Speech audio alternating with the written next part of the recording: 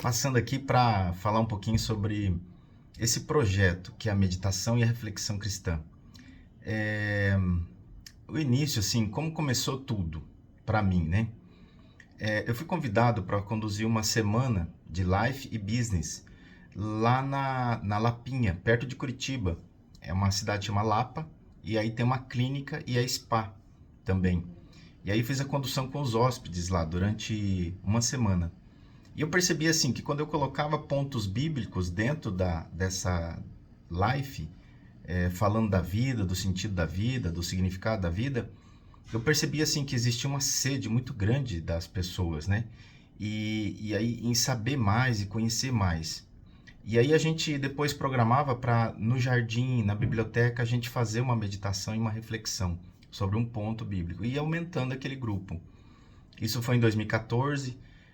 No ano de 2016 eu fui convidado novamente para fazer a condução de uma semana toda lá. E nessa eu fui um pouquinho mais ousado.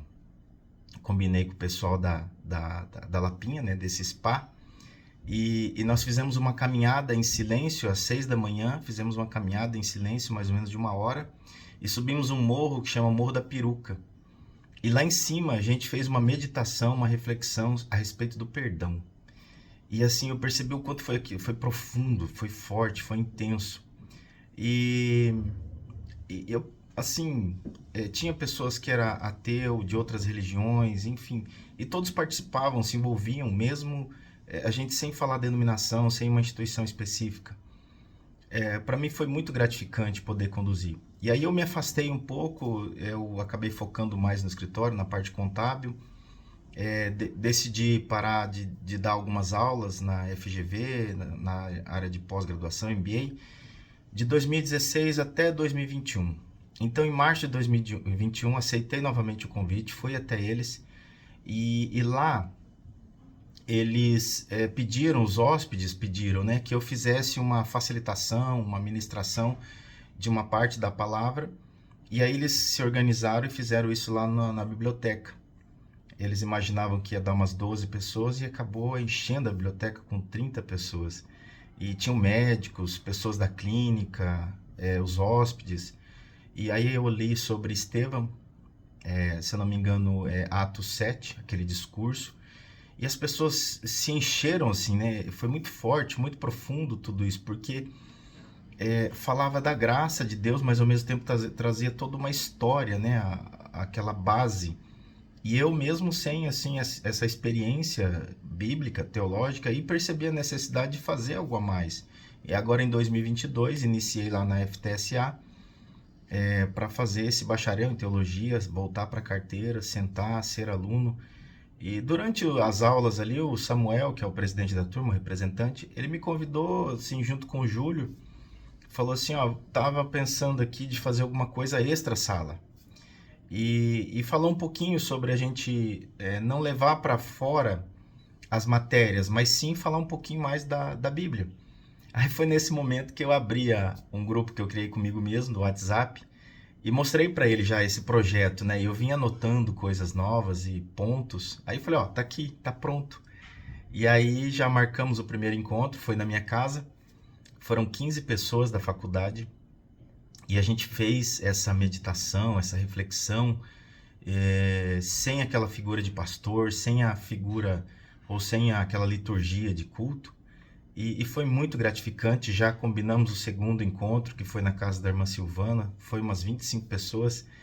E aí no terceiro, e agora? Muitas pessoas que me conhecem sabem que eu voltei a ministrar algo, pessoas do meu convívio, enfim, pessoas que conhecem outras pessoas, até da faculdade também, começou a falar da gente fazer uma turma mais aberta, né? Um workshop talvez. Então a gente pensou, refletiu, e aí eu fiz o seguinte: resolvi. Eles queriam cada um fazer numa casa de oração, num salão ligado à igreja. Eu falei, vamos fazer algo neutro, continuar essa linha da faculdade que é interdenominacional e a gente colocar isso em prática, levar isso para fora e abrir para o público, né? Continuar nessa linha de não é liturgia, sem culto, algo assim, fazer uma coisa leve. E E as pessoas aí gostaram da ideia. E aí eu convidei aqueles que me conhecem, convidei a turma, e aí colocamos um valor, mais ou menos R$ 20, para quem quisesse participar. A gente incluiu então um auditório, incluiu um coffee break no final, bem saboroso, bem gostoso. E, gente, deu 52 pessoas. E aí nós arrecadamos R$ 400. Até então, eu queria assim manter esse em sigilo e passar esse valor de forma discreta para o terceiro ato, né? Quando o pessoal foi lá explicar um pouquinho, eu falei, olha, legal esse projeto do terceiro ato.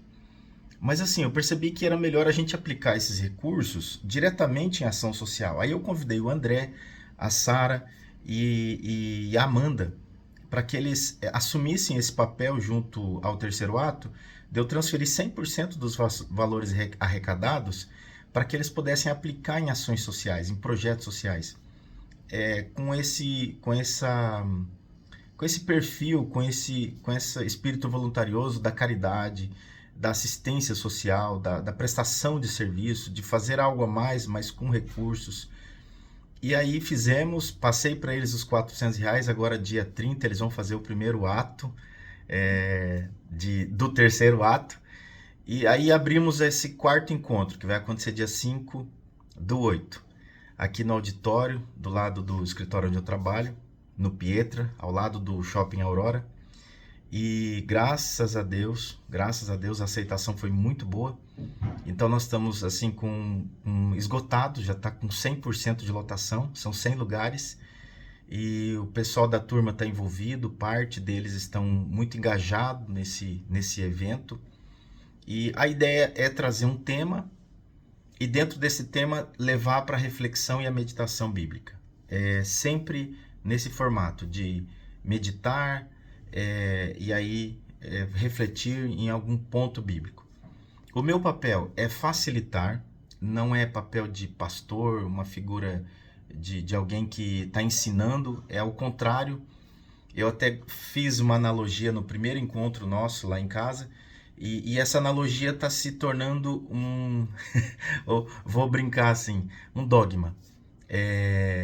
Então, o que eu falei? Eu falei, geralmente nas igrejas, o que a gente faz na ceia?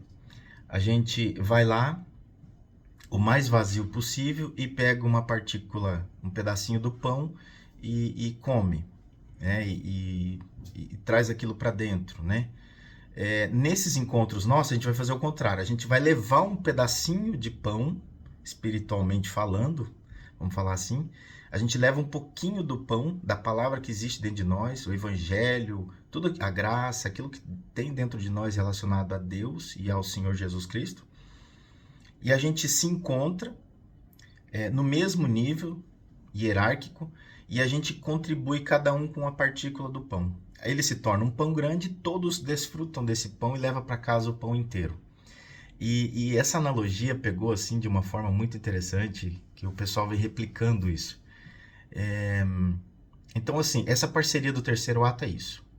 Passar todo o recurso arrecadado nesse evento e nos próximos que a gente já está pensando em fazer e trazer esse engajamento das pessoas. Na semana passada eu fiz uma reunião lá com o pessoal do terceiro ato para ajudar eles a criar uma agenda, a fazer um cronograma, a colocar um atendimento por mês. Então assim, a gente falou de bastante coisas, organizamos e já começamos a construir esse primeiro processo. Então assim, eu vou finalizar o vídeo porque já foram 9 minutos, mas acredito que eu consegui passar de uma forma simples, rápida e prática daquilo que a gente está fazendo, qual que é a intenção, sobre o trabalho e essa parceria do terceiro ato, tá bom? Graça e paz da parte do nosso Senhor Deus e do nosso Senhor Jesus Cristo.